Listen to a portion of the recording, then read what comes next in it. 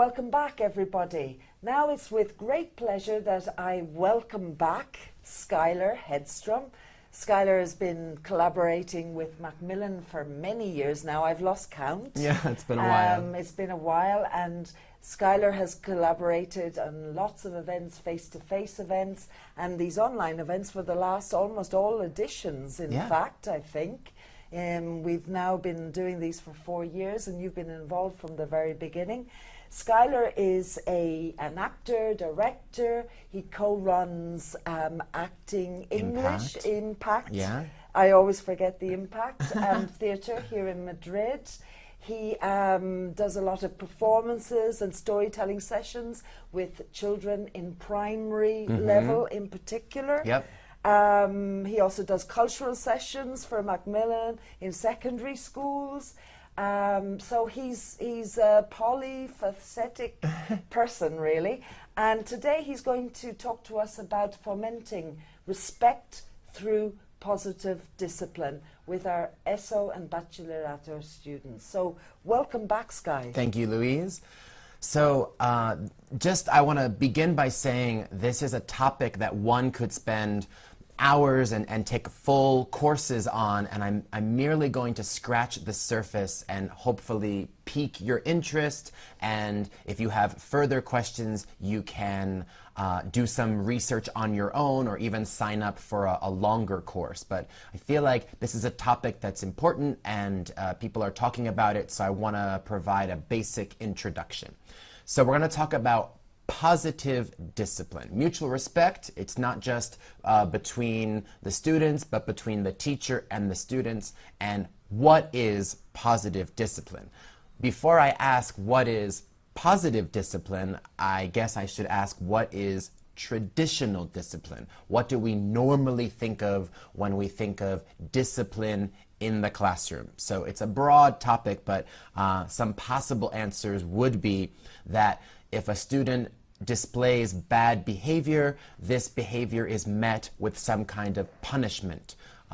We teach that actions have consequences, and perhaps maybe the teacher is the boss and the students must respect and listen to the teacher. So these are some elements of so-called traditional discipline. So now, what is positive discipline? If traditional discipline is punishing bad behavior, then is positive discipline about rewarding good behavior? Normally when you think of motivation, I have an image here, the carrot or the stick, right? The stick being punishment, the carrot being the reward. Yeah, right, enticing someone.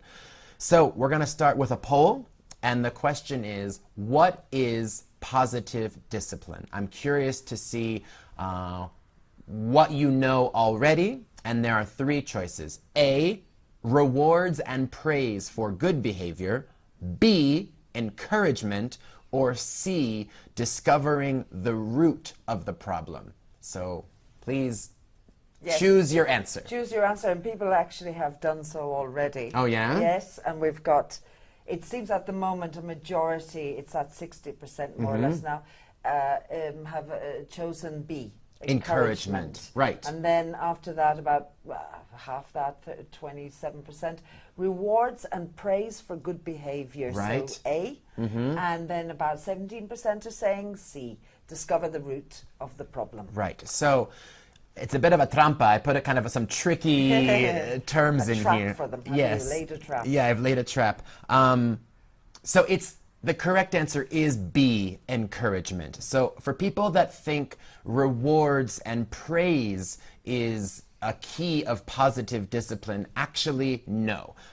Positive discipline is not about rewarding or praising good behavior. It's actually about encouragement. So people may ask, what is the difference? They sound very similar. Well, basically, praise is saying, good job, well done, you're great. And encouragement is when you tell them that what they've done is good, but they deserve what they've received because of the work they've put in.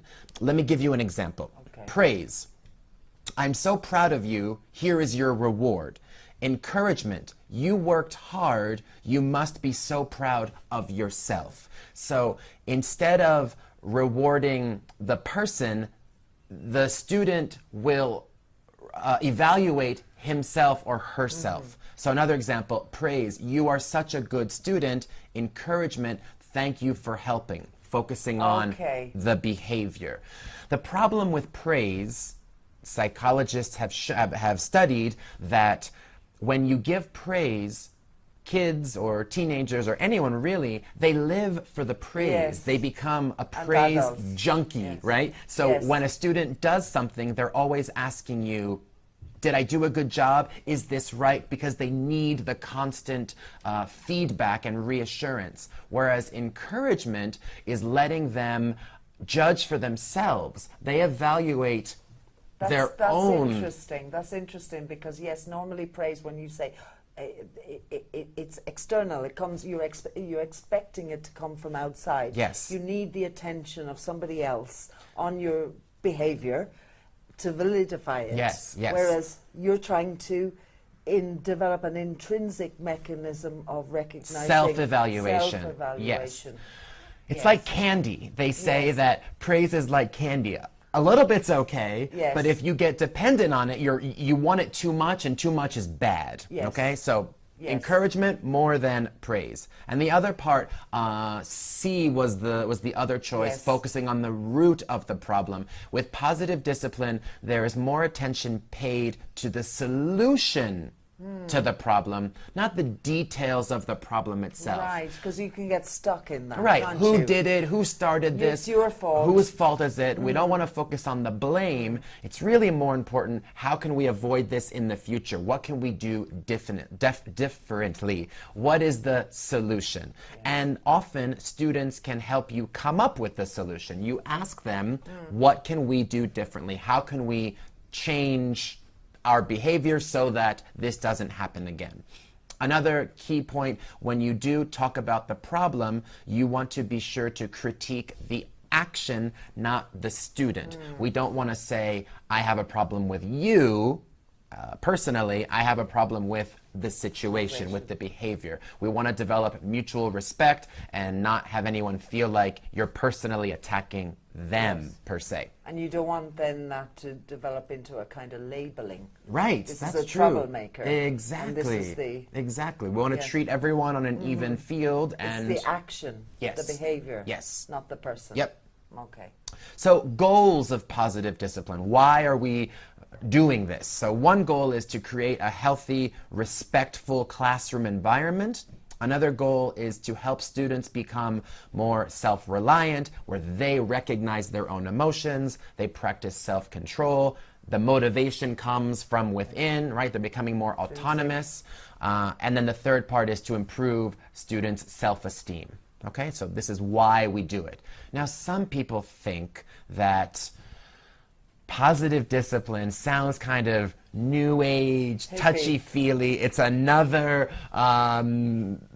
popular, like fashionable thing to talk about. Life was easier 30 years ago when students came to class, they respected the teacher. Students need more punishment. Maybe you think that, but it's a different theory. Some teachers say, my job is to teach math or history, not social skills. But unfortunately, today's teachers are expected to teach both their subject and these social interpersonal skills. So one thing is important, positive discipline does not mean no discipline. It's trying to find the right balance between being friendly and being firm. Now, there are different ways you can run your classroom. Some teachers say, I don't smile for the first 3 months, you know, to establish that sense of I'm the authority figure. Other teachers want to be the student's friend, and that's also dangerous. So here are 4 different leadership styles. One is authoritative, so you have control, but compassion. This is the one we're going for. Authoritarian, control, but unsupportive or uncaring. Negligent, uninvolved, and you don't care. And permissive, friendly, affectionate, but really no control. And I have a graph that's maybe easier to see the 4 different styles. On the north-south axis, you see control, high level of control, low level of control. And on the east-west axis, you see on the left, it's more warmth, and on the right, less warmth. And there's sort of a description of the different leadership styles. What we're going for is compassion, nurturing, understanding, relating to the students, but also boundaries, discipline. There is control. Successful teaching. Be friendly, not a friend. You can be caring, but you still have authority. This talk is about developing respect, Yes. mutual respect, and part of that comes with treating your students like adults, building a constructive relationship with them. How do we do this? How do you build any relationship? You show interest in their lives, their hobbies, music, what they like. We listen to them. It's important in the classroom that it's not just the teacher talking, but that you Yes. actually listen to the students. It's a mutual relationship. The metaphor of the iceberg, that what we see is only a small part of what's really there. Tip. Yeah, the tip of the iceberg. So when you experience or when you see bad behavior, students interrupting, yelling, maybe being physical or rude, disrespectful, not participating in class, apathy, right? These are all examples of bad behavior. What we see is the behavior, but we don't know the why. Why are they misbehaving? What's underneath this iceberg? So I have a question for you. What do you think the main causes are of bad behavior? Okay, so we'll give you minute or two. A minute or two maximum to reply to that. You can just put keywords. Yes. To express your thoughts on that. I have a couple ideas while Yes. we're waiting. It could be family. Could be family, yeah, Drama. something was happening outside. It could be something that's happened in a previous class. Yes. It could be people are saying when the students are not motivated Yes. and they're learning in general. Yeah. Another person is saying they're demotivated. So family problems, as you mentioned. Yeah. They might not be interested in the topic. Right. They might be bored. They might be Good. just not interested. Yeah. They might have low self-esteem, so have Good. low expectations, and so Okay. that would affect perhaps their behaviour. They might want to cover that up as Yeah. well. Perhaps they're calling for attention. Yes. They're seeking attention. Yes. That they're not getting elsewhere. Right. Another person is saying they need the place, need their place. So people are jockeying for a position in the classroom. They're trying to establish their place in the classroom. And any others? When they get bored. Yes. Hormones. Teenage hormones. Well, that's very true. Previous knowledge gap. Good. Yeah. That's a good point as well. Yep. Yes.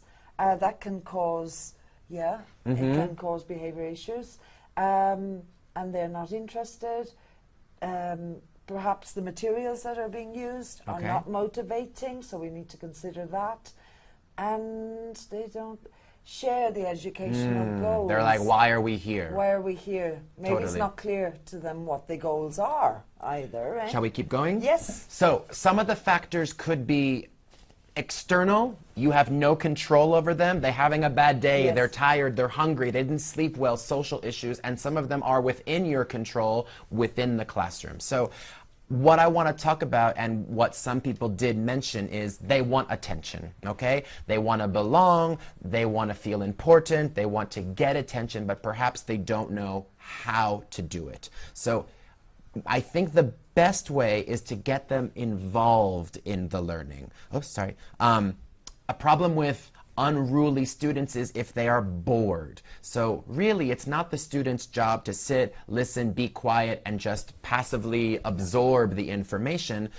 We as teachers should try to engage them in the learning, and we need to think of some strategies to keep them on their toes, right? If you're a student and you know you can just sit back and and not pay attention, well then where's the motivation to pay attention? But if you know that there's going to be a moment where you're expected to participate, you're more awake. Yes. So I'm going to give you some ideas. I hope these are useful that you can use in your classroom. One is to put their names on pieces of paper, and when you pose a question or when you're working on a topic, you at random you can choose anyone's name to call on. If you only call on the people that raise their hand, well then you tend to only call on the same 4, 5, 7 people. Whereas if it's random and anyone can be chosen, you're sharing the responsibility. People are a bit more, I think, awake. You're not letting them be so passive. Or, without using paper, you just say, quick poll. A quick poll is like a thumbs up, thumbs down, or thumbs in the middle. So you pose a question, like you explain a topic and then say, thumbs up, thumbs down, thumbs in the middle if you have understood this topic. And then you wait until everyone has physically done some kind of thumbs up. It also gives you a sense of taking the pulse of, do I have to explain it again? But again, you're putting the responsibility on the students to participate. They don't have to speak, they're just showing their thumbs.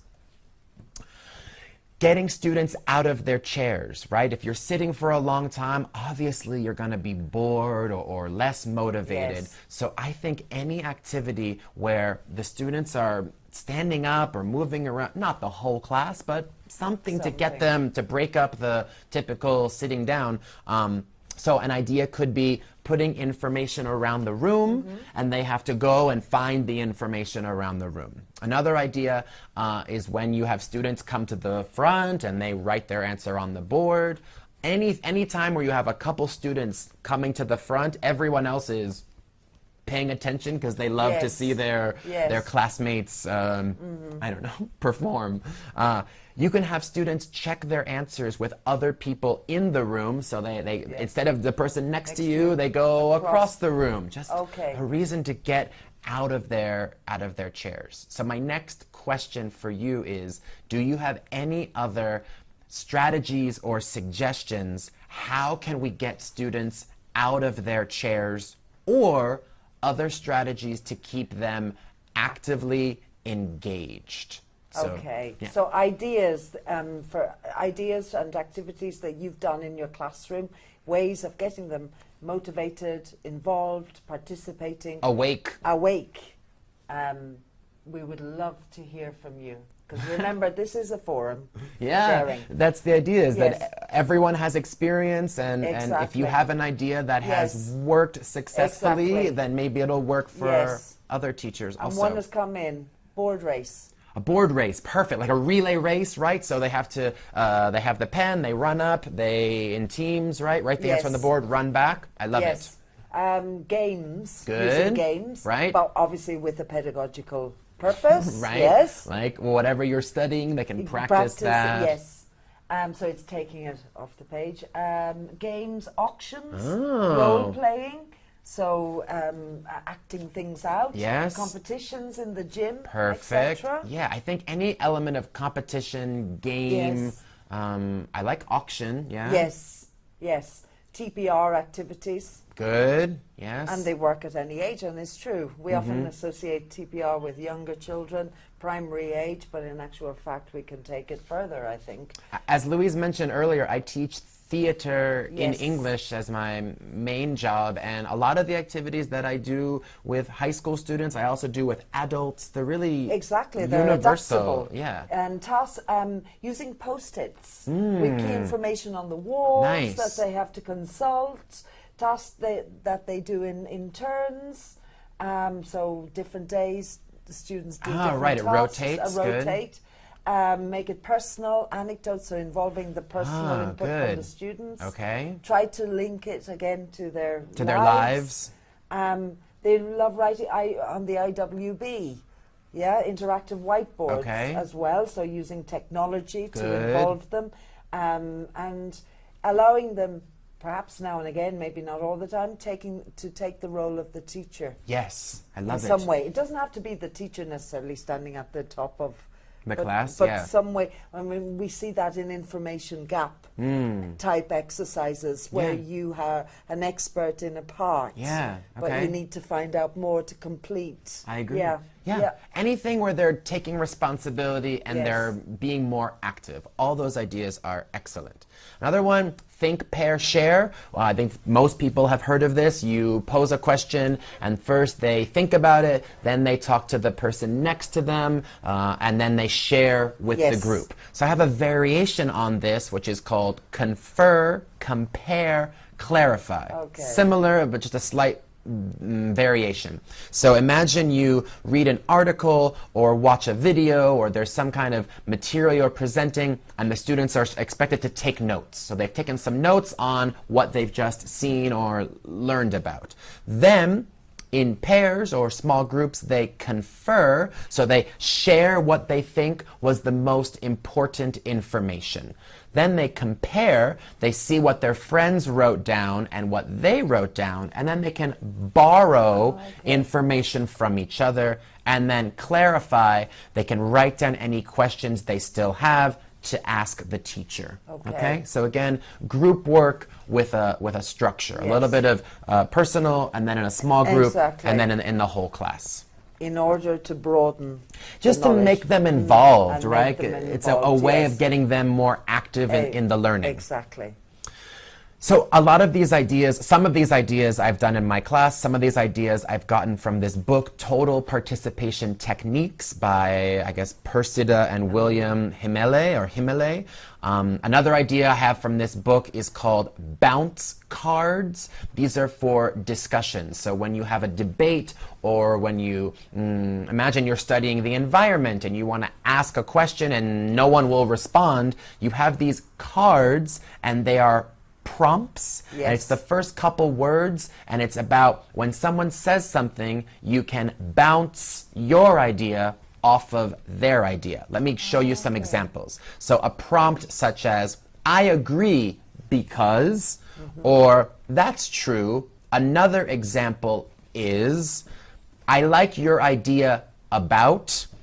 So what I think you're saying is, as a way to rephrase what you've heard, I see your point, but have you thought about, so not only are you scaffolding these sentences, but if everyone is given a card, then they all have to participate in some way. Like the discussion isn't finished until everyone has made a sentence using their prompt. And the idea is that the sentences are building on each other. You're teaching them how to have a discussion or a debate.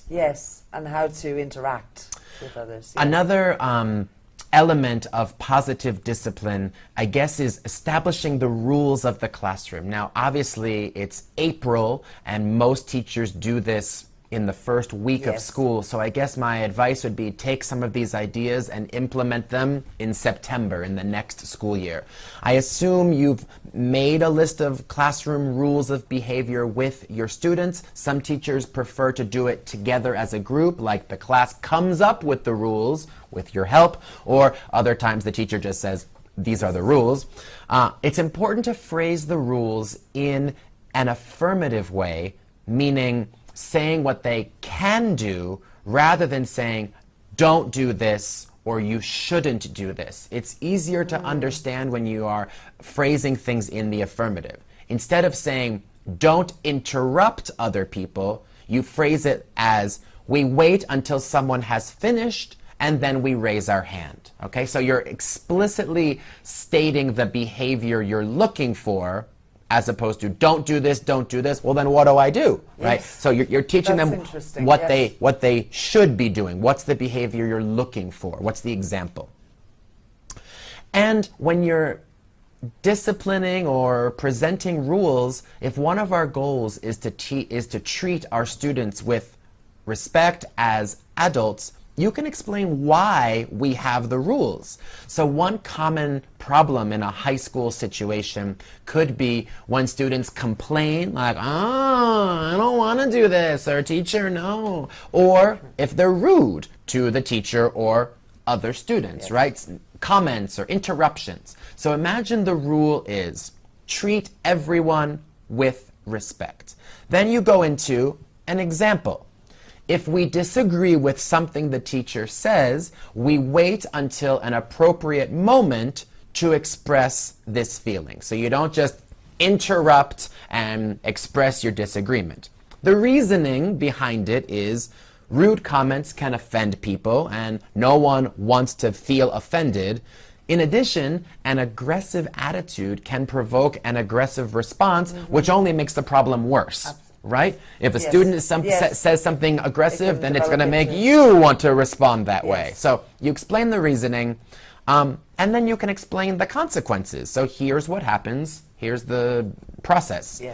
If someone speaks rudely, they will be asked to rephrase their statement in a more respectful way and possibly apologize if they really hurt someone's feelings or it was particularly aggressive.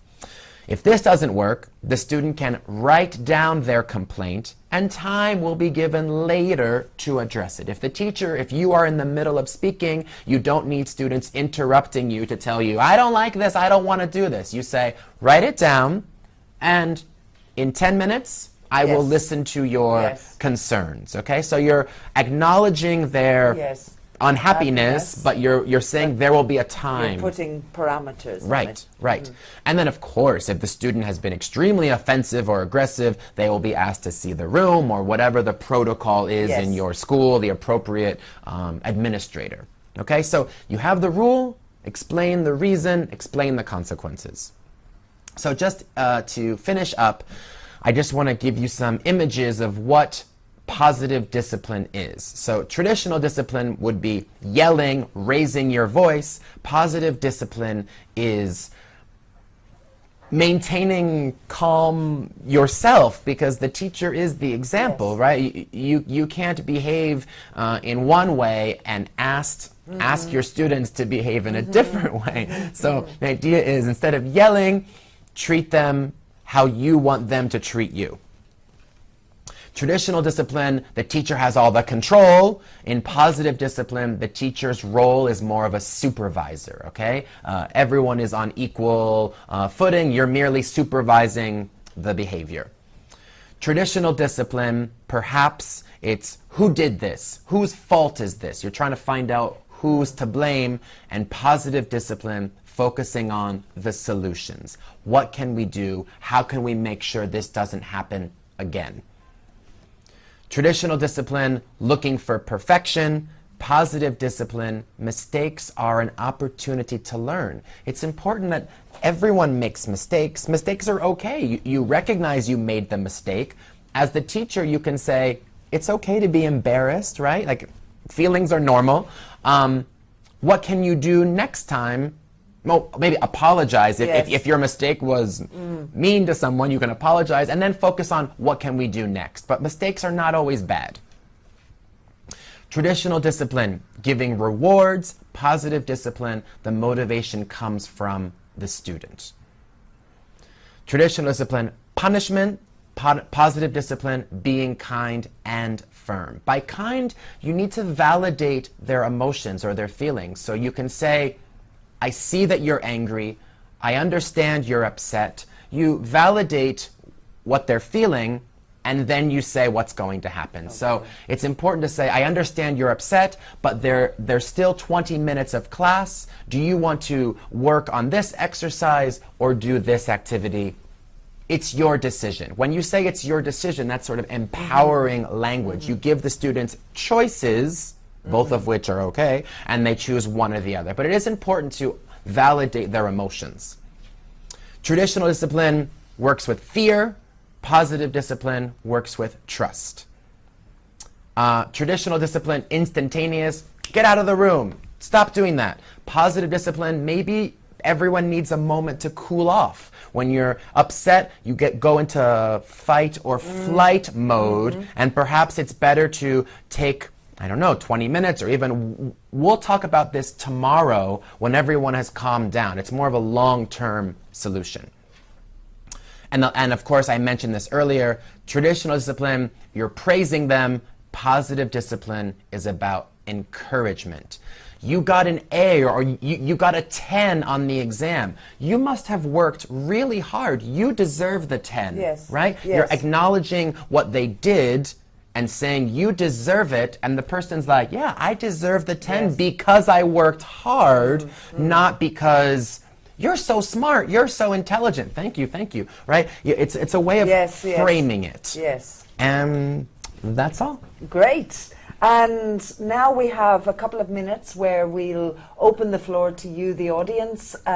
Please send in your questions or comments that you may have about the talk today. And as Skye said, this is an introduction. It's just the surface. It's the surface, but I think you've given us some very interesting questions to reflect on, and possible thought for changing perhaps the approach that we take in class. There's a whole there's a whole theory about dealing with conflict resolution. Some classrooms are more violent or aggressive, and there's something called restorative justice, where you sit in a circle and talk about how fulanito, how someone's behavior has affected everyone, and sort of, again, it's kind of touchy-feely, but the idea is you do validate the feelings, you do validate the behavior, what happened, but then you focus on how can we change this. But again, there are professionals that take have master's degrees in this, and this is just an introduction today. Okay, well, Laura is saying thank you, and thank you to Laura for taking part and being so participative. We'll just see if there are any questions. Okay. Obviously, I mean, a question to me, well, a question, it's not really a question. I think it's more a comment. This is really about establishing a clear classroom environment, school environment. This is much more than any one subject. It's across the curriculum. It covers, it doesn't matter what subject you're teaching. No. It's about creating an environment where people collaborate, have respect for, and because if we want to foment positive behavior and mutual respect, and we want, when we talk about cooperative learning, we talk about, deeper thinking, all of these, it's all rooted in a classroom environment where certain values, core values, are key to learning. No? Do we have some comments? Yes. How can discipline be maintained at the end of the term, especially with tricky classes used to a poor classroom environment? Yeah, it's the kind of thing where it's better to start from the beginning. I think you can incorporate some of the classroom ideas. Like I said, if students are feeling bored, they're more likely to misbehave, so anything you can do to keep them actively participating, because it's true, at the end of the year, everyone gets a bit stir-crazy. Actually, there's one person who's seen you speak in Pamplona, Teacher's Day in Pamplona, and is saying, thank you very much, Skye. I saw one of your sessions. You always help me. So